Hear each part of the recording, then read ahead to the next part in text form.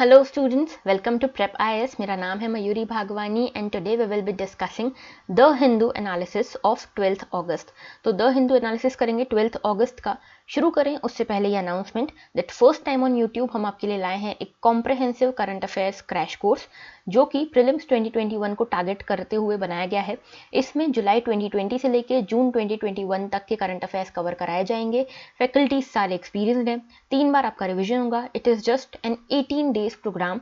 यहाँ पे एक मैराथन लेक्चर आएगा किसी भी एक टॉपिक या सब्जेक्ट से रिलेटेड, ठीक है। उसके बाद उसका मॉक टेस्ट होगा और लाइव सेशंस भी होंगे डाउट के लिए, ठीक है। अभी तक 2 मैराथन सेशंस आ चुके हैं, पॉलिटी और इकोनॉमी के। बहुत ज़्यादा इंटरेस्टिंग और बहुत ज़्यादा कॉम्प्रहेंसिव है, जाके ज़रूर देखिएगा। पार्टिसिपेट करने के लिए कुछ भी नहीं करना है, सिर्फ चैनल को सब्सक्राइब करना है।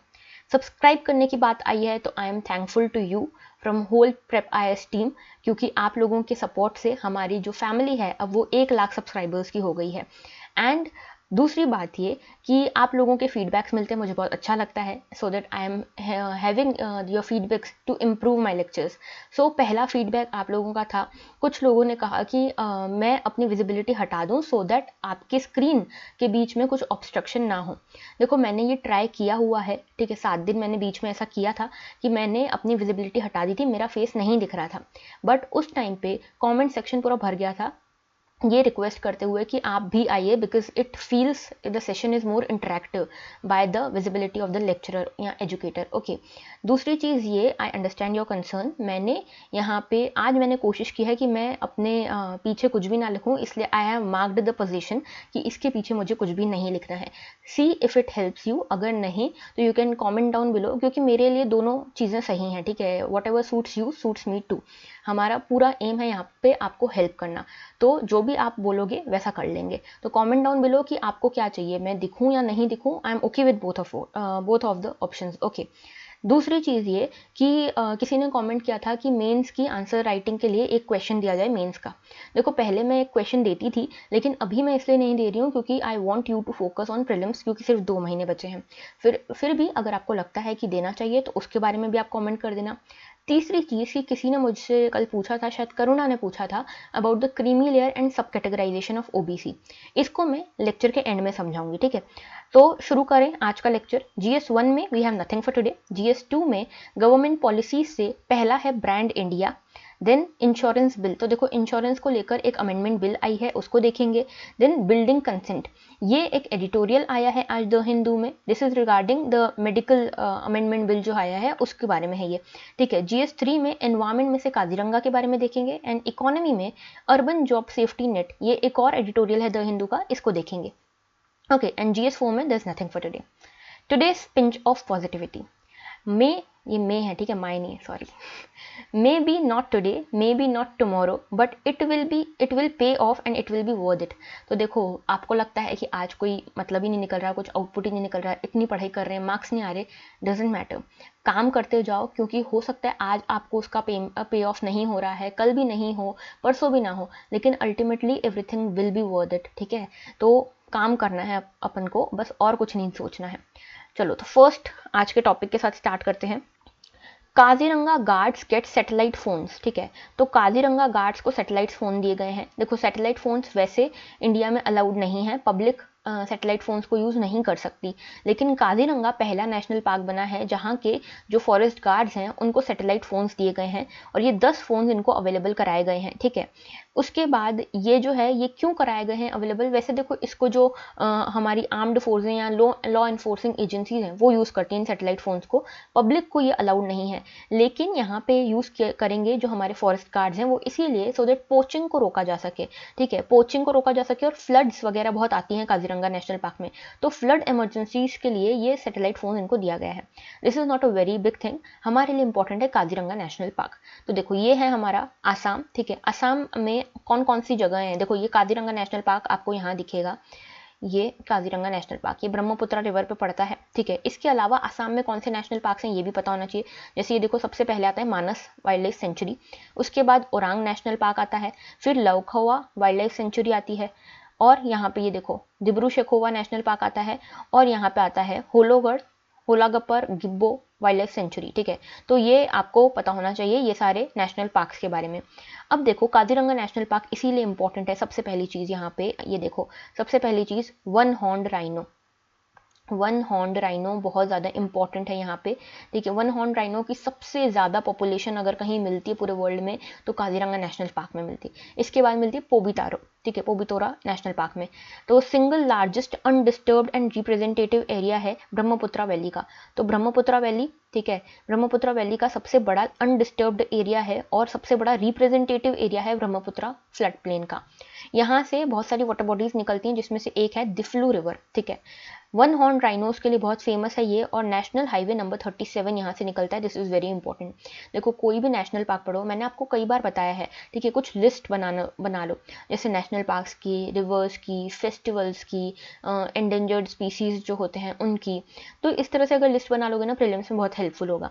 अच्छा देखो अब वन हॉर्न राइनो की बात कर रहे हैं। अच्छा हाँ, तो नेशनल हाईवे यहाँ से कौन सा निकलता है 37, ये याद होना चाहिए। वाटर बॉडी कौन सी निकलती है, रिवर कौन सी निकलती है, मेन स्पीशीज क्या है, ये सब आपको पता होना चाहिए। और एक और चीज़ कि काजीरंगा नेशनल पार्क जो है ये एक टाइगर रिजर्व भी है, क्योंकि यहाँ पे एक समय था जब सबसे ज़्यादा डेंसिटी में मिलते थे टाइगर्स, ठीक है। फिर ये एक बायोस्फीयर रिजर्व भी है, फिर एक ये यूनेस्को वर्ल्ड हेरिटेज साइट भी है। ऐसा क्यों? क्योंकि यहाँ पे इकलौती ऐसी जगह है जहाँ पे लगभग 90% वन हॉर्न राइनोज मिलेंगे आपको। ओके, इसके अलावा नेशनल पार्क तो है ही, इम्पॉर्टेंट बर्ड एरिया भी है, ठीक है। तो ये इतने सारे टैग्स मिले हुए हैं काजीरंगा नेशनल पार्क को। और जब हम बात कर रहे हैं वन हॉर्न राइनो की, तो यहीं इसका जो स्पीशीज है वो भी देख लेते हैं। तो देखो वन हॉर्न राइनो के साथ दो और राइनोज मिलते हैं एशियन रीजन में। तो एक तो हो गया वन हॉर्न राइनो, एक होता है सुमात्रन राइनो, और एक होता है जावा वाला राइनो, जावन राइनो, ठीक है। तो ये सुमात्रा और जावा वाला जो राइनो है, ये दोनों जो हैं ये क्रिटिकली एंडेंजर्ड स्पीशीज हैं, ठीक है। According to IUCN these are critically endangered. One horn rhino जो है ये वल्नरेबल कैटेगरी में आता है, ये याद रखना, अकॉर्डिंग टू IUCN। और जो वन हॉर्न राइनो है ना वो ही सिर्फ इंडिया में मिलता है, बाकी कोई और जो राइनो है वो नहीं मिलता है। अगर वन हॉर्न राइनो की बात करूँ, वन हॉर्न राइनो ये कौन कौन से एरियाज में मिलेगा आपको, ये इंडिया में मिलेगा आपको, भूटान में मिलेगा, ओके, नेपाल में मिलेगा, फिर इंडोनेशिया और मलेशिया में मिलेगा आपको, ठीक है। इनको एशियन रेंज कंट्रीज कहा जाता है जहाँ पे भी इंडियन राइनो मिलता है, ठीक है। एक इनिशिएटिव भी है हमारा IRV 2020, ये इंडियन राइनोज को, जो ये वन हॉर्न राइनोज हैं इनको सेव करने के लिए, कंजर्व करने के लिए ये इनिशिएटिव है IRV 2020, Indian rhino vision 2020। Okay, बस इतना पता होना चाहिए आपको। और इसके अलावा चलो इतना ही है, इसके लिए बहुत है, ठीक है। नेक्स्ट आगे बढ़ते हैं नेक्स्ट टॉपिक की तरफ। तो देखो मोदी जी ने, हमारे प्राइम मिनिस्टर ने एक एड्रेस दिया है, मतलब एक एड्रेस किया है इंडस्ट्रीज़ को, इंडियन इंडस्ट्रीज़ को। इसमें इन्होंने कहा कि हमारा जो मिशन है ब्रांड इंडिया मिशन, उसके लिए हमें ज़रूरत है कि जो हमारी इंडस्ट्रीज़ हैं वो भी हमको साथ दें, हमारा साथ दें इस ब्रांड इंडिया को सक्सेसफुल करने में। और उन्होंने कहा है यहाँ पे उनको अपनी रिस्क टेकिंग कैपेबिलिटीज़ को बढ़ाना पड़ेगा इंडस्ट्रीज़ को, क्योंकि देखो गवर्नमेंट तो काम कर रही है, एनवायरनमेंट क्रिएट कर रही है इंडस्ट्रीज़ के लिए, लेकिन इंडस्ट्रीज़ को भी आगे आना पड़ेगा, इन्वेस्टमेंट करना पड़ेगा, रिस्क थोड़ा लेनी पड़ेगी, सो दैट ब्रांड इंडिया यहाँ पे प्रमोट हो सके, पहली चीज़। दूसरी चीज़ इसमें ये कही गई है कि यहाँ पे देखो एनवायरनमेंट का एडवांटेज लेना पूरी तरह से इंडस्ट्रीज़ के ऊपर है, तो इंडस्ट्रीज़ का कंट्रीब्यूशन बहुत मायने रखता है ब्रांड इंडिया को प्रमोट करने के लिए। अब ये ब्रांड इंडिया क्या है पहले इसको समझ लेते हैं, ठीक है। तो ब्रांड इंडिया मिशन, देखो ये आत्मनिर्भर भारत मिशन जो था ना उसके साथ आया था ब्रांड इंडिया मिशन। ये क्या है, ministry of commerce and industry का एक मिशन है, ठीक है। इसमें मेन एम क्या है, इसमें मेन एम है मिशन का to increase the local production. देखो वोकल फॉर लोकल आपको याद ही होगा, ठीक है। तो वोकल फॉर लोकल में हमने बात की थी कि लोकल प्रोडक्शन को हमको इंक्रीज़ करना है, तो इसी लोकल प्रोडक्शन के लिए हम कोशिश करेंगे कि हम जो हमारी इंडस्ट्रीज़ हैं वो यहाँ पे लोकली अच्छा प्रोड्यूस कर पाएँ, डोमेस्टिकली अच्छा प्रोड्यूस कर पाएँ। और इसके लिए इस टैग को रिसीव करने के लिए, इस मेड इन इंडिया टैग जो है ब्रांड इंडिया का टैग है, मेड इन इंडिया टैग को रिसीव करने के लिए जो कुछ कंडीशन हैं, जैसे कि पहली, मैन्युफैक्चर्ड गुड्स जो हैं वो हेल्थ एंड सेफ्टी स्टैंडर्ड्स को कंप्लाई करने चाहिए। दूसरा ये कि जो भी मैन्युफैक्चर्ड गुड्स हैं उसमें लगभग 20% लोकल कंटेंट ऐड होना चाहिए। ऐसा नहीं कि आप कंटेंट सारा बाहर से ले आए हो, सारा माल बाहर से ले आए हो और उसको बस मैन्युफैक्चर यहाँ करो, कम से कम 20% डोमेस्टिक कंटेंट लगना चाहिए। तीसरा ये कि कंपनीज़ के हेडक्वार्टर जो हैं वो अपनी ही कंट्री में हो, इंडिया में ही हो कंपनीज़ के हेडक्वार्टर, तो उस कंपनी के प्रोडक्ट को यहाँ पे मेड इन इंडिया का टैग मिल सकता है। ओके, ये ब्रांड इंडिया था। अब ये देखो कुछ चीज़ें इसमें भी याद रखना आप कि यहाँ पे हमारा एम ये है कि हम लीडरशिप क्रिएट कर सकें अपनी इन प्रोड्यूसिंग क्वालिटी प्रोडक्ट्स, ठीक है। तो क्वालिटी प्रोडक्ट्स में हम अपनी लीडरशिप करना चाहते हैं इसके लिए, और ये इसीलिए भी इंपॉर्टेंट है। इसको आप देखो, इसका कॉन्टेक्स्ट समझो। एक तो आत्मनिर्भर भारत अभियान आया था, उसके साथ ही आया कोविड के टाइम पे सप्लाई चेन्स बहुत ज़्यादा डिसरप्ट हो गई थी, उस टाइम पे ये आया। दूसरा, हमने एंटी डंपिंग ड्यूटीज़ लगाई चाइना के ऊपर, कोरिया के ऊपर, क्योंकि ये लोग क्या करते थे, अपना सारा माल हमारे यहाँ पे डंप करके जाते थे, जिसके कारण हमारी डोमेस्टिक इंडस्ट्रीज खत्म हो रही थी और हम ओवर डिपेंडेंट हो रहे थे इनके ऊपर। तो इसके कारण हमने अब ये ब्रांड इंडिया मिशन लाए हैं, ठीक है, एंटी डंपिंग जो ड्यूटी हमने लगाई उसके कॉन्टेक्स्ट में। दूसरी चीज़ ये कि हमारा मिनिस्ट्री ऑफ डिफेंस जो है उसने भी लगभग 103 वेपन्स और जो भी इक्विपमेंट्स है, डिफेंस इक्विपमेंट्स, उसको इंपोर्ट करने से अब मना कर दिया। यानी कि ये नेगेटिव लिस्ट जारी की है कि इन चीज़ों को तो हम डोमेस्टिकली ही बनाएंगे, हम इंपोर्ट नहीं करेंगे। तो ये कॉन्टेक्स्ट आपको समझ में आना चाहिए ब्रांड इंडिया मिशन का। अब इसमें मोदी जी ने कहा है कि हमको सेल्फ रिलायंट बनने के लिए इंडस्ट्रीज़ को भी आगे बढ़ना पड़ेगा, R&D में इन्वेस्ट करना पड़ेगा, इंफ्रास्ट्रक्चर में इन्वेस्ट करना पड़ेगा और डोमेस्टिक प्रोडक्शन में भी इन्वेस्ट करना पड़ेगा। इसके अलावा इन्होंने 5 प्राउंड अप्रोच की बात की है। 5 प्राउंड अप्रोच क्या है? ये 5 प्राउंड अप्रोच है ब्रांड इंडिया को हम किस तरह से इंप्लीमेंट कर सकते हैं। तो पहली चीज़ इसमें ये कही गई है कि हम यहाँ पे augmenting design and innovative capability, तो हम इनोवेशन को अगर यहाँ पे एनकरेज करते हैं तो ये एक चीज़ काम आ सकती है हमारे। Then establishing end to end value chain, तो वैल्यू चेन्स को हमको एंड टू एंड एस्टेब्लिश करना पड़ेगा। Then participating in global agendas for climate action, तो हमको क्लाइमेट रिजिलियंट प्रोडक्ट्स बनाने हैं, क्लाइमेट एक्शन में भी पार्टिसिपेट करना है। Then reducing cost of doing business, तो कॉस्ट ऑफ डूइंग बिजनेस कम करेंगे तो ईज ऑफ डूइंग बिजनेस बढ़ेगा, okay. And then last is focus on indigenous research, तो इंडिजीनियस रिसर्च पे हमको फोकस करना ज़रूरी है, एंड IPR राइट्स पे, ठीक है, इंटेलेक्चुअल प्रॉपर्टी राइट्स पे और इंडिजीनियस रिसर्च पे हमको फोकस करना ज़रूरी है यहाँ पे। ये इनका 5 प्राउंड फॉर्मूला है, ठीक है। इसके अलावा यहाँ पे इंडस्ट्रीज ने ये कहा कि फाइनेंशियल सेक्टर का भी यहाँ पे सेल्फ रिलायंट होना ज़रूरी है, क्योंकि फाइनेंशियल सेक्टर अगर सेल्फ रिलायंट होगा तो क्रेडिट ईजिली मिलेगा इन इंडस्ट्रीज़ को और ये इंडस्ट्रीज ज़्यादा प्रोड्यूस कर पाएंगे डोमेस्टिकली। तो फाइनेंशियल सेक्टर की यहाँ पे बात हुई, और कुछ चीज़ें ये भी कही गई कि हम यहाँ पे कौन से सेक्टर्स में सेल्फ रिलायंट हो सकते हैं। पहला इसमें कहा गया कि टेक्नोलॉजिकल कैपेबिलिटीज़ को हम इन्हांस करें 5G सेक्टर में, स्किल इकोसिस्टम हम डेवलप करें और यहाँ पे पार्टनरशिप करें, हम कोऑपरेशन करें ट्रांसफर ऑफ टेक्नोलॉजी के लिए बाकी कंट्रीज़ के साथ। तो बस इतना है, ब्रांड इंडिया मिशन आपको याद रखना है, ये 5 प्राउंड फॉर्मूला आपको याद रखना है, और कौन कौन से सेक्टर्स में हम कंट्रीब्यूट कर सकते हैं ये आपको पता होना चाहिए, ठीक है। देन आगे बढ़ते हैं नेक्स्ट टॉपिक की तरफ। ये आज का एडिटोरियल है हमारा, ठीक है, अर्बन जॉब सेफ्टी नेट। तो ये अर्बन जॉब सेफ्टी नेट, ये एडिटोरियल किस बारे में बात करता है? तो देखो, ये बात करता है कि जैसे मनरेगा है, ठीक है, मनरेगा क्या है? MNREGA is Mahatma Gandhi national rural employment guarantee act. इसमें क्या है, इसमें आपको पता होगा इस स्कीम के बारे में। इस स्कीम में क्या है, कैसा है ना कि रूरल एरियाज़ में किसी भी जो लोग हैं, हर हाउस होल्ड से एक इंडिविजुअल को ये राइट दिया जाता है, राइट टू एम्प्लॉयमेंट का, ठीक है। आप 100 दिन के लिए इस मनरेगा एक्ट के अंतर्गत स्किल्ड ना हो अनस्किल्ड वर्क में पार्टिसिपेट कर सकते हैं और 100 डेज गारंटीड एम्प्लॉयमेंट ले सकते हैं रूरल एरियाज़ में। किसी टाइम पे अगर आपको ये एम्प्लॉयमेंट नहीं मिल पा रही है तो आपको अनएम्प्लॉयमेंट अलाउंस मिलेगा। ये होती है मनरेगा। तो ये क्या करती है ना, ये माइग्रेशन से लोगों को बचाती है। कभी ऐसा कुछ होता है जिसके जैसे कोविड के टाइम पे सब लोग माइग्रेंट्स जो थे वो वापस अपने रूरल एरियाज़ में गए, तो वहाँ पे इनका जो घर बार था वो इसी स्कीम के कारण चल रहा था। अब यहाँ पे ऑथर का कहना है कि यही स्कीम जैसे रूरल एरियाज़ में इंप्लीमेंट होती है, वैसी ही एक स्कीम आनी चाहिए अर्बन एरियाज़ के लिए। कुल मिला के बस इतनी चीज़ कही हुई है, डिटेल में मैं आप समझाती हूँ। देखो, यहाँ पे जब हमने कोविड का पेंडेमिक देखा तो हमने देखा कि हमारे पास 2 चॉइसेस हैं। एक तो हम सेव करें लाइफ्स को या फिर हम लाइवलीहुड्स को सेव करें। अगर हम लाइफ्स को सेव करते हैं तो हमको लॉकडाउन लगाना पड़ेगा, तो उसके कारण लाइवलीहुड खतरे में है लोगों का। और अगर हम लाइवलीहुड को, इकोनॉमी को चालू रखते हैं, लॉकडाउन नहीं लगाते हैं, तो लोगों की लाइफ स्टेक पे है। तो यहाँ पे हमारे पास एक ऐसा यहाँ पे इशू आ गया था। देन वर्ल्ड इकोनॉमिक रिपोर्ट के अकॉर्डिंग ये कहा गया कि पेंडेमिक के कारण चाइना के अलावा बाकी सारी कंट्रीज ने अपना डाउनफॉल देखा है इकोनॉमिकली, ठीक है। जैसे कि ग्लोबल श्रिंकेज लगभग 3.3% हुआ। इंडिया की GDP जो ग्रोथ है वो 8% तक कम हुई, जबकि चाइना जो था वो 2.3% पॉजिटिव ग्रोथ रेट से बढ़ा है। यहाँ पे हमारा अनएम्प्लॉयमेंट रेट बहुत बढ़ गया। इनफैक्ट सिर्फ हमारा नहीं, सारी ही कंट्रीज़ का अनएम्प्लॉयमेंट रेट बहुत बढ़ गया। इकोनॉमिक डिसेलरेशन होने लगा, ठीक है, इकोनॉमिकली हम पीछे जाने लगे। तो यहाँ पे इन सब को देखते हुए हमने ये देखा कि जो इंडस्ट्रियल एरियाज़ हैं, अर्बन एरियाज़ हैं, यहाँ पे तो कोई वही नहीं है, सॉर्ट ऑफ रिजॉर्ट ही नहीं है किसी के पास कि अब वो क्या करे लाइवलीहुड के कारण, लाइवलीहुड के जब लाइवलीहुड चला जाए तो उस चक्कर में क्या करे। तो यहाँ पे इन्होंने कहा कि हमें अब रूरल अर्बन अप्रोच अपनाने की यहाँ ज़रूरत है। जैसे हम अर्बन रूरल एरियाज़ में मनरेगा को इम्प्लीमेंट करते हैं, वैसी एक स्कीम हमको अर्बन एरियाज़ में लाने की भी ज़रूरत है। यहाँ पे लाइवलीहुड सेफ्टी नेट की बात की गई है कि हमें लाइवलीहुड के लिए एक सेफ्टी नेट बनाने की ज़रूरत है अर्बन एरियाज़ में, और इसमें भी हमको एक कॉम्प्रहेंसिव कवरेज देना पड़ेगा, इंक्लूसिवनेस लानी पड़ेगी। Then national urban livelihood mission एक है, लेकिन ये देखो ये क्या है, स्किल डेवलपमेंट के लिए है, ठीक है, स्किल डेवलपमेंट करके सेल्फ एम्प्लॉयमेंट के लिए ये मिशन जो है ये काम करता है। लेकिन यहाँ पे कोई गारंटीड वेजेस नहीं है।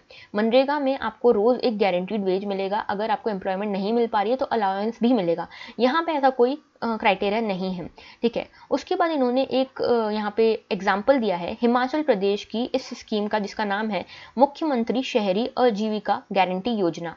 इस स्कीम के बारे में इन्होंने बताया है, ये स्कीम काम करती है अर्बन एरियाज़ में और ये लाइवलीहुड सिक्योरिटी देती है अर्बन एरियाज़ में, ठीक है, 120 डेज़ के लिए।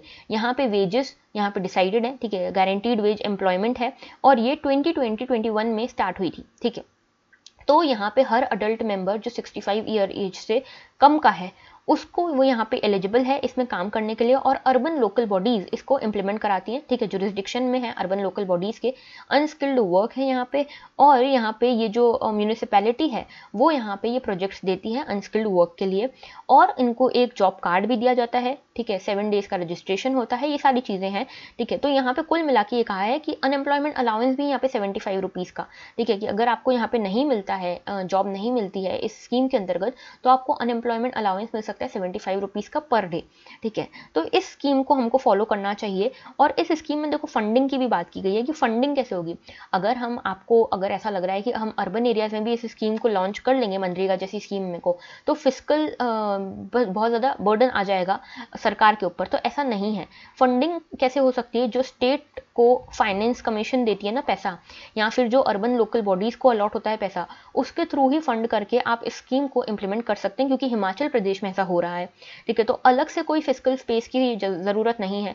माइग्रेशन इससे बच सकता है, माइग्रेशन को आप रोक सकते हो, और ऐसी कंडीशन में जो इमरजेंसी कंडीशन है जहाँ पे वापस माइग्रेंट्स एक्सोडस हो रहा है, तो उस केस में आप लाइवलीहुड को और इकोनॉमी को बचा सकते हो, ठीक है। और यहाँ पे हमें एक फोकस करने की ज़रूरत है सर्विस डिलीवरी पे रेदर देन असेट क्रिएशन। यानी कि आप यहाँ पे मनरेगा में क्या होता है, एक असेट क्रिएशन करते हैं, और ये सर्विस डिलीवरी ना कि आप किसी को जॉब दे रहे हो ऐसे टाइम्स में, तो यहाँ पे सर्विस डिलीवरी पे हमको ज़्यादा फोकस करना चाहिए रेदर देन असेट क्रिएशन।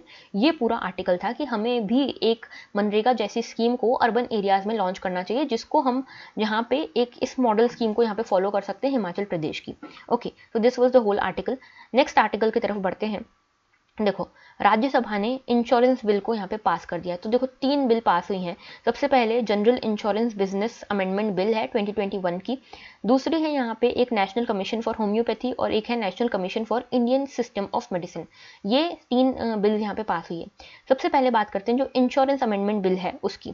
तो देखो ये जो इंश्योरेंस अमेंडमेंट बिल है ना, ये क्या करेगी, ये क्या करेगी, अभी तक एक रूल है, एक हमारा जो जनरल इंश्योरेंस बिजनेस एक्ट है 1972 का, इसमें ये रूल है कि जो भी इंश्योरेंस बिजनेसेस हैं, फर्म्स हैं, उसका 51% इक्विटी गवर्नमेंट होल्ड करेगी। ये मैंडेटरी है अभी, ठीक है। इस अमेंडमेंट बिल से गवर्नमेंट क्या करना चाह रही है, गवर्नमेंट अपना डिसइन्वेस्टमेंट करना चाह रही है इन जनरल इंश्योरेंस फर्म से। गवर्नमेंट इस एक्ट को अमेंड करना चाहती है, और ये कर रही है गवर्नमेंट कि हम 51% भी यहाँ पे अपना कॉन्ट्रीब्यूट नहीं करेंगे, गवर्नमेंट ऐसा कह रही है। तो कुल मिला के गवर्नमेंट डाइवेस्ट कर रही है अपने स्टेक्स को from the general insurance firms. और गवर्नमेंट का क्या तर्क है इसके पीछे, गवर्नमेंट कह रही है कि इंश्योरेंस सेक्टर अच्छी ग्रोथ कर रहा है, डायनामिक ग्रोथ कर रहा है, लेकिन यहाँ पे प्रॉब्लम यह है कि ग्लोबल इंश्योरेंस सेक्टर में हमारे इंश्योरेंस सेक्टर का कंट्रीब्यूशन बहुत कम है। तो हम एफिशिएंसी लाना चाहते हैं, इसलिए हम प्राइवेट जो पार्टिसिपेशन है इसमें बढ़ाना चाहते हैं, इसलिए हम यहाँ से डिसइन्वेस्टमेंट कर रहे हैं। तो ये चीज़ कही है यहाँ पे गवर्नमेंट ने, ठीक है। तो 51% पहले इक्विटी होल्ड करना जरूरी था गवर्नमेंट डेवलपमेंट के लिए इस एक्ट के अंतर्गत, तो इस एक्ट को ही अमेंड कर दिया गया है। और ये चीज़ की गई है कि 1972 का एक्ट, अगर ये बिल पास हो जाती है, पूरा एक्ट बन जाती है, तो इसमें ये भी प्रोविजन है कि जो 1972 का एक्ट है वो यहाँ पे अप्लाई ही नहीं होगा इंश्योरेंस कंपनीज के ऊपर, कि आपको 1972 एक्ट को फॉलो ही नहीं करना है उस तारीख से जब से सेंट्रल आपके ऊपर से कंट्रोल छोड़ दे। ठीक है, तो सेंट्रल जिस दिन आपके ऊपर कंट्रोल को छोड़ देगी उस दिन से 1972 वाला एक्ट आपके ऊपर लगना बंद हो जाएगा। इसके बाद यहाँ पे एक डायरेक्टर भी बनाया जाएगा जो फुल टाइम डायरेक्टर नहीं होगा। ठीक है, और इस डायरेक्टर के पास, ये डायरेक्टर लायबल होगा, रिस्पॉन्सिबल होगा अगर कुछ भी भूल चूक होती है इंश्योरेंस कंपनी से। तो यहाँ पे ओमिशन और कमीशन अगर कुछ भी होता है इंश्योरर से, तो उस में अगर उस जो भी डायरेक्टर है वो, उसको इस चीज़ का नॉलेज होना चाहिए और वो ही इसके लिए लायबल होगा। ये प्रोविजन है। ठीक है, तो ये पूरा बात आपको समझ आई होगी। दूसरा, नेशनल कमीशन फॉर होम्योपैथी और national commission for Indian system of medicine, इन दोनों जो बिल्स हैं इसमें ये कमीशंस बनाई जाएंगी। ठीक है, commission for homeopathy and commission for Indian system of medicine. अब इसके ऊपर एक आर्टिकल अलग से भी है, तो हम इसको उसमें डिटेल में समझेंगे। ठीक है, अच्छा ये स्टार क्यों है? ये स्टार इसलिए है कि मैं यहाँ पीछे इस एरिया में ना लिखूँ। ठीक है, देन अब नेक्स्ट आर्टिकल की तरफ बढ़ते हैं। ठीक है, centre to soon freeze up untapped space in special economic zones. तो देखो ये एडिटोरियल, ये आर्टिकल क्या कहता है कि एसईजेड आपको पता है, स्पेशल इकोनॉमिक जोन। ये स्पेशल इकोनॉमिक जोन क्या होते हैं, पहले ही इसको समझते हैं फिर न्यूज़ को देखेंगे। तो देखो स्पेशल इकोनॉमिक जोन का मतलब होता है वो एरियाज हमारी कंट्री में जहाँ पे बिजनेस और ट्रेड लॉज बिल्कुल अलग होते हैं बाकी कंट्री से। तो आप इसको ऐसे समझ सकते हो कि सपोज ये हमारा इंडिया है, इंडिया में ये टेरिटरी जो है इसको हमने एसईजेड बोला, और ये एसईजेड जो है बिल्कुल फॉरेन टेरिटरी की तरह काम करेगी। ठीक है, कि ये हमारी टेरिटरी नहीं है, हमने ऐसा मान लिया बिजनेस और ट्रेड पर्पज के लिए। तो यहाँ पे बिल्कुल अलग लॉज लगेंगे जो बाकी पूरी कंट्री में नहीं लगते हैं। ठीक है, जैसे कि यहाँ पे अलग से टैक्स हॉलीडेज दिए जाएंगे, इनकम टैक्स के लिए कुछ एग्जेम्पशंस दिए जाएंगे, जो मिनिमम अल्टरनेटिव टैक्स है उसमें कुछ एग्जेम्पशंस दिए जाएंगे। ठीक है, ड्यूटीज यहाँ पे कम लगेंगी, ये सारी चीज़ें यहाँ पे होंगी। और एसईजेड का जो मेन एम है वो है एक्सपोर्ट्स को प्रमोट करना, प्रोडक्शन को प्रमोट करना हमारी कंट्री में। ठीक है, यहाँ पे हम एफडीआई को भी, फॉरेन डायरेक्ट इन्वेस्टमेंट को भी अट्रैक्ट करना चाहते हैं, इसीलिए हमने एसईजेड बनाए हैं। ठीक है, तो एम क्या है एसईजेड का? एक तो ट्रेड को इंक्रीज करना, इन्वेस्टमेंट को इंक्रीज करना, जॉब क्रिएशन को इंक्रीज करना और एडमिनिस्ट्रेशन इफेक्टिव करना इन एरियाज की। इसके लिए एक एक्ट है हमारा स्पेशल इकोनॉमिक जोन एक्ट 2005। ठीक है, इसमें क्या होगा कि जो large flow of foreign and domestic investment है इंफ्रास्ट्रक्चर के लिए, इसको हम अट्रैक्ट करेंगे इस एक्ट के अंतर्गत ऐसे जोन्स बना के। ठीक है, तो ये आपको समझ आ गया। अब देखो इसमें एसईजेड जो है इसके कुछ पॉजिटिव्स भी हैं और नेगेटिव्स भी हैं। पॉजिटिव्स क्या हैं? जो मैंने आपको बताया कि टैक्स क्योंकि कम लग रहा है, तो यहाँ पे क्योंकि एग्जेम्पशन मिल रहा है इसलिए ट्रेड एक्टिविटीज ज़्यादा होंगी, इन्वेस्टमेंट ज़्यादा होगा, ये सारे तो पॉजिटिव्स हो गए। नेगेटिव्स क्या है? देखो एक तो ये है कि यहाँ पे फार्मर्स का लैंड चला गया। ठीक है, तो एग्रीकल्चर की प्रोडक्टिविटी यहाँ पे कम हुई है क्योंकि इनका लैंड जो है एग्रीकल्चरल लैंड उसको एसईजेड में कन्वर्ट कर दिया गया है। दूसरी चीज़ ये यहाँ पे फॉरेस्ट लैंड पे कब्जा कर लिया गया है। ठीक है, तीसरी चीज़ ये कि एसईजेड जितने भी मेजर ऑपरेशनल एसईजेड है ना वो ऑलरेडी डेवलप्ड स्टेट्स में है। ठीक है, तो देखो एक पॉजिटिव ये भी था कि यहाँ पे डिस्पैरिटी कम होगी जो स्टेट्स हैं उनके बीच में। ठीक है, कि कोई स्टेट ज़्यादा डेवलप्ड है, कोई स्टेट कम डेवलप्ड है, तो जो कम डेवलप्ड है वहाँ पे भी एसईजेड बन के वो डेवलप हो जाएगा, तो डिस्पैरिटी कम होगी इकोनॉमिक टर्म्स में। दूसरी चीज़ ये कि यहाँ पे एक तो और ट्रेड इन्वेस्टमेंट एक्सपोर्ट्स वगैरह बढ़ेंगे। ठीक है, और यहाँ पे जो अर्बन रूरल डिवाइड है वो भी कम होगा, इंडस्ट्रियलाइजेशन होगा, अर्बनाइजेशन होगा, ये सब कुछ होगा। ये पॉजिटिव हो गए। नेगेटिव ये कि बहुत सारे लगभग 60 to 70% एसईजेड जो ऑपरेशनल हैं वो देखे गए हैं कि ऑलरेडी डेवलप्ड स्टेट्स में है। महाराष्ट्र, तमिलनाडु, आंध्र प्रदेश, गुजरात, इन 4 स्टेट्स में सीमित हैं ये एसईजेड। ठीक है, तो ये नेगेटिव्स भी हैं, तो हमें इनको सबको कवर करना है। ठीक है, इन सबको हमको एड्रेस करने की जरूरत है। एक अब नया इशू निकल के आया है कि बहुत ज़्यादा लैंड जो है जो एसईजेड के लिए अलॉट हुआ था वो अनयूज्ड पड़ा है। तो गवर्नमेंट ने अब ये इस न्यूज़ में ये कहा है कि गवर्नमेंट अब इन एसईजेड के पास जो अनटैप्ड स्पेस है, जो अनयूज्ड लैंड है, उसको फ्री कर देगी। और लगभग ये 30,000 करोड़ रुपए का बिल्टअप एरिया है। ठीक है, तो अगर आप देखें इसको तो लगभग 10 करोड़ हेक्टेयर वाला जो एरिया है, 10 crore square feet, 10 crore square feet वाला जो एरिया है ये अनयूज्ड पड़ा है लगभग 250 एसईजेड में। तो अगर आप 3,000 रुपये स्क्वायर फीट के हिसाब से भी देखो तो 30,000 करोड़ रुपीज़ का यहाँ पे बिल्टअप एरिया हमारे पास फ्री पड़ा है। तो ये पूरा यहाँ पे इशू है, बस इतना सा इशू है। एसईजेड के बारे में आपको मेनली पता होना चाहिए। ओके, देन नेक्स्ट टॉपिक की बात करें तो देखो ये लास्ट इशू है हमारा, बिल्डिंग कंसेंट। तो देखो इस इशू में क्या कहा है, इसमें बात की गई है नेशनल मेडिकल कमीशन की, ठीक है, जो तो यहाँ पे कुल मिला के पूरी बात ये की है कि इंडियन मेडिकल एसोसिएशन जो है यहाँ पे एक इन्होंने रिवॉल्ट कर रहे हैं, प्रोटेस्ट कर रहे हैं against national medical commission. National medical commission कुछ रेगुलेशंस लाया है, ठीक है, post graduate medical examination medical education regulation है। इसमें ये कहा गया है कि जितनी भी काउंसलिंग होगी एडमिशन के लिए मेडिकल एजुकेशनल इंस्टीट्यूट्स में वो कॉमन होगी, ठीक है, मतलब सिर्फ एक तरह की काउंसलिंग होगी ऑल इंडिया लेवल पे, ठीक है। तो इसमें ये कहा गया है, आईएमए ये कह रहा है कि अभी तक क्या होता था, पोस्ट ग्रेजुएशन जो नीट के बेसिस पे, मेरिट के बेसिस पे जो भी काउंसलिंग होती थी वो 2 लेवल्स पे होती थी। आधी तो होती थी ऑल इंडिया लेवल पे और आधी होती थी स्टेट के लेवल पे, ठीक है। अब ये जो रेगुलेशंस लाए हैं इसमें ये कहा गया है कि सारी जो भी काउंसलिंग होगी वो सिर्फ ऑल इंडिया लेवल पे होगी, तो आप स्टेट से उनकी पावर छीन रहे हैं, पहली चीज़। दूसरी चीज़ ये कि हेल्थ जो है ये एक स्टेट सब्जेक्ट है, ठीक है, तो स्टेट सब्जेक्ट होने के नाते हेल्थ का जो प्रोविजन होने चाहिए, हेल्थ एजुकेशन के जो प्रोविजन होने चाहिए वो स्टेट के पास भी होने चाहिए, लेकिन यहाँ पे आप स्टेट से उसकी पावर छीन रहे हो, तो फिर से फेडरल कैरेक्टर के ऊपर एक तो क्वेश्चन बन गया यहाँ पे। ओके, तीसरी चीज़ ये कि यहाँ पे एक चीज़ यहाँ पे देखी गई है कि मेन काम होता है यहाँ पे सेंटर का कि फंडिंग दे सेंटर, और जो भी टारगेटेड बेनिफिशरीज हैं या जिनके ऊपर भी स्कीम को इम्प्लीमेंट करना है या जो भी लॉ है उसको इम्प्लीमेंट करना है उसको स्टेट डिसाइड करेगा, ठीक है, कि किसको कौन से काउंसलिंग देनी है। तो यहाँ पे आपने उससे ये पावर छीन ली। इसके अलावा ये चीज़ भी कही गई है कि कोविड के टाइम पे सबसे बड़ी प्रॉब्लम ये देखी जा रही थी कि स्टेट्स के पास इंफ्रास्ट्रक्चर नहीं है, हेल्थ पर्सोनल्स नहीं है, अगर हेल्थ पर्सोनल्स हैं तो वो सारे डिस्पर्स्ड हैं, जहाँ पे ज़रूरत है वहाँ नहीं है। अगर स्टेट से आप ये मेडिकल एरिया में आप स्टूडेंट्स के इनटेक को ही उनके रेगुलेट कर दोगे या उनके ऊपर उनका जो राइट है स्टेट्स का उसको ही हटा दोगे, तो स्टेट्स किस तरह से क्वालिटी मेंटेन कर पाएंगे अपने मेडिकल एजुकेशन की, किस तरह से वो ये इंश्योर कर पाएंगे कि कौन से एरिया में कौन से स्टूडेंट्स जा रहे हैं, कैसे वो इंश्योर कर पाएंगे कि मेडिकल इंफ्रास्ट्रक्चर सही से डेवलप हो रहा है या नहीं, ये सारी चीज़ें इसमें कही गई है। तो कुल मिला के इसमें ये कहा गया है कि अभी जो ये रेगुलेशंस आए हैं वो फेडरल स्ट्रक्चर को हटाते हैं, फेडरल स्ट्रक्चर को वायलेट करते हैं, और यहाँ पे स्टेट्स को भी पावर दी जानी चाहिए कि वो भी अपने लेवल पे काउंसलिंग करा सकें, ठीक है। इतना सा इशू था, बहुत ज़्यादा डेप्थ में नहीं है, ठीक है। So that was all for today, जितने ही टॉपिक्स थे। अच्छा, एक चीज़ और कि मैं लेफ्ट ओवर टॉपिक्स यहाँ पे लिख दूंगी आज से जो मैंने नहीं लिए हैं, क्योंकि या तो वो ओवरलैप्ड होंगे, मैंने या तो पढ़ाए हुए होंगे या तो बहुत ज़्यादा इंपॉर्टेंट नहीं है, बस एक बार पढ़ लेना आप, ठीक है। तो एक है Lok Sabha adjourned 2 days before the schedule. तो यहाँ पे बताया गया है कि प्रोडक्टिविटी जो है लोकसभा की वो सिर्फ 22% रही है इस साल। तो बस इतना सा फिगर देखने जैसा है, पेज 8 पे देख लेना, दिल्ली एडिशन की बात करें, ठीक है।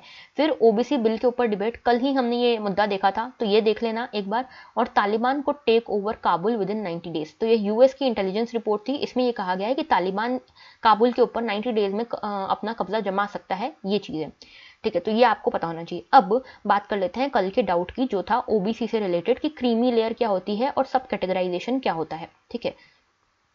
अच्छा, ऐसे आप लोग भी अपने डाउट्स लिख सकते हैं, सो दैट आई मेक श्योर कि आपको कोई डाउट ना रहे अगले लेक्चर तक, ठीक है। तो अब देखो ओबीसी क्या है, सबसे पहले ये समझो, अदर बैकवर्ड क्लासेस। इसका मतलब होता है सोशली एंड एजुकेशनली जो भी बैकवर्ड या डिसएडवांटेज क्लासेस हैं उनको इसमें रखा जाता है।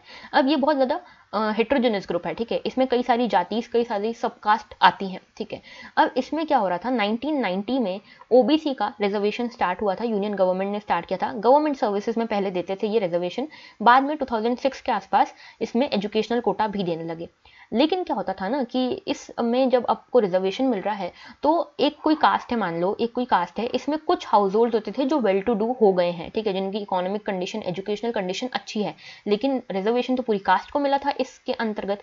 तो अब 1992 में क्या हुआ, देखो 1990 में क्या होता था कि ये जो रिजर्वेशन होता था ना ये बड़े हाउस होल्ड ही ले जाते थे, ठीक है। अगर किसी कास्ट में ऑलरेडी कोई अच्छा हाउस होल्ड है जो इकोनॉमिकली अच्छा है तो वो लोग ही इस रिजर्वेशन का यूज़ कर लेते थे, बाकी किसी को मिलता ही नहीं था। तो इसमें 1992 में क्या हुआ, इंदिरा साहनी केस आया, इंदिरा साहनी केस आया, सुप्रीम कोर्ट ने इसमें कहा, ये 1992 में केस आया था, इसमें सुप्रीम कोर्ट ने कहा कि ओबीसी में हम एक क्रीमी लेयर बनाएंगे। तो क्रीमी लेयर का कंसेप्ट इस केस से आया था।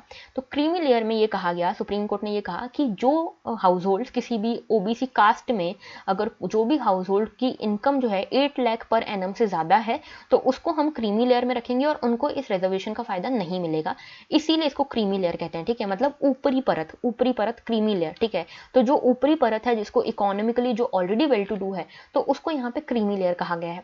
दूसरी चीज सब कैटेगराइजेशन, अब सब कैटेगराइजेशन क्या है, देखो ये जो अलग अलग कास्ट हैं, लगभग 1900 कास्ट को यहाँ पे ओबीसी कैटेगरी में रखा गया है, लेकिन ये देखा गया डाटा के अकॉर्डिंग कि आधी कास्ट तो ऐसी हैं जिनको कभी रिजर्वेशन का फायदा मिला ही नहीं है।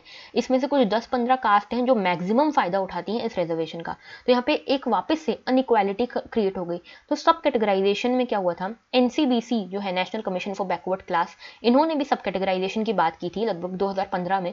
इन्होंने कहा था कि हमको 3 यहाँ पे सब कैटेगरीज बनानी चाहिए। पहली extremely backward class group A, दूसरी more backward class group B, और तीसरी less backward class group C. और इन क्लासेस के अकॉर्डिंग, इन ग्रुप्स के अकॉर्डिंग यहाँ पे हमको रिजर्वेशन देना चाहिए सो दैट इक्वालिटी मेंटेन हो पाए। ठीक है, तो ये चीज़ है सब कैटेगराइजेशन, और इसी को लेकर अब जो जस्टिस रोहिणी कमेटी बनी है वो इसी को लेकर, इसके इम्प्लीमेंटेशन को लेकर ही बनी है।